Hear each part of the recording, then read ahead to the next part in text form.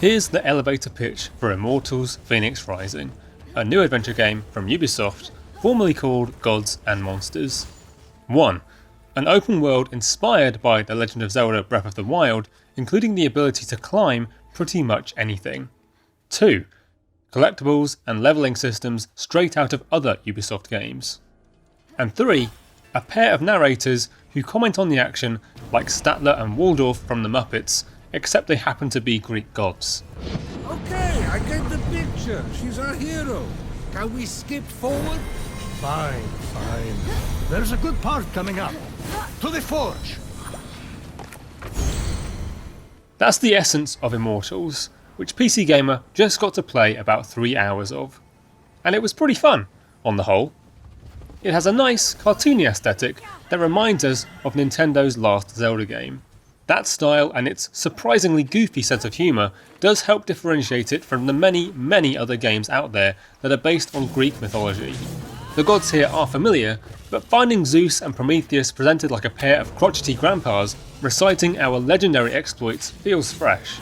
There's definitely an all ages vibe to Immortals, about as far from God of War as you can get. Through your help, Phoenix restored power to the forge as Hephaestus' workshop came roaring back to life. Translation. Everyone can go home happy. Ubisoft's game takes a lot of inspiration from Breath of the Wild, and it's the first open world game we've seen that really tries to learn from what Nintendo did so well. This was an open-minded demo, presenting a few main quest options to choose from, but still leaving it up to the player to choose how they'll make it across the world map to pursue them. The highlight was finding some more involved puzzles out in the open world, and forgetting about the main objective altogether. None of the puzzles were especially original. Expect the usual cubes on pressure plates, rolling spheres around, that sort of thing. But running into one of those, out in the open world, was still a fun experience, and crucially, the ones we encountered weren't over-explained. We came across a temple with a sort of grid pattern on the ground that clearly corresponded to the one glowing sphere seen locked behind a gate. But it looked like 5 more spheres were needed.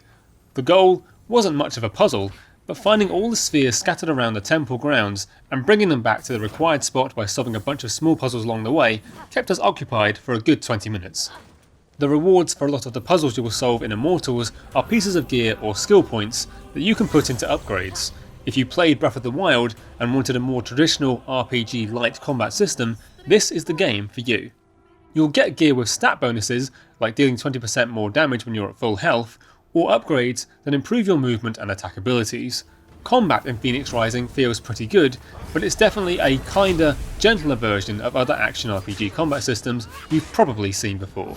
There are generous windows for dodging and parrying attacks, and pulling off one of those moves really lets you wail on enemies as they're slowed down for a few seconds after missing.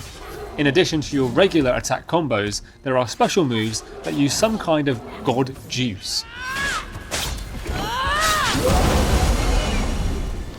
Our go-to in the demo was swinging the magical axe of Hephaestus overhead for a giant power blow. Pulling these moves off on a controller took a little getting used to. For these special abilities, you're holding down the left bumper to swap to a whole new moveset on the face buttons. It honestly feels quite overcomplicated for a game that doesn't have the combat finesse of something like Devil May Cry. That's a good indication of what Immortals Fenyx Rising is like as a whole. It takes inspiration from Zelda, but adds many layers on top to make sure you're always earning new gear and points to spend. It's a very safe open world adventure, but it loses some of the special sauce by adding in the kind of stuff you've seen in many other Ubisoft games. We don't want to be too hard on Immortals by comparing it to Breath of the Wild, which is probably one of the best games of the last decade. Breath of the Wild was a phenomenal open world game because of how restrained it was, how much it relied on the player to genuinely explore, to find interesting ways to engage with the environment and enemies without a million points of interest on the minimap. It knew that a deeper combat system would detract from its core elements, like the physics and magnetism that still have people making viral trick videos years later. Immortals takes the surface elements, like peppering the map with mini dungeons, and being able to climb sheer cliff faces, but the way they're implemented, it ends up feeling like a much more conventional game. Minus the gods cracking jokes while you play at least. that bit feels new. Wait! How much more of this story is there? A lot. So send Hermes out for delivery, because we aren't going anywhere. Thanks for watching PC Gamer. You can find more preview content just like this at pcgamer.com.